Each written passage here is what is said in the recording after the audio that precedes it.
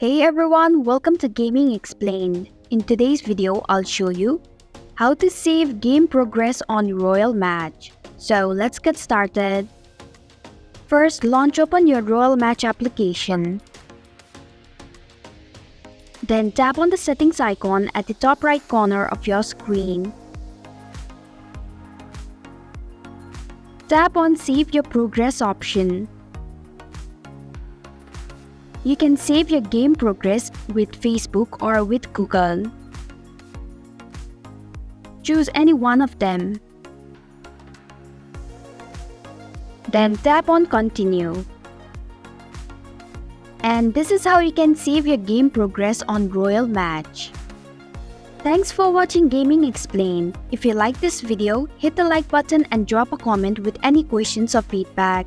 If you are new, subscribe and click the bell icon to stay updated on our future videos.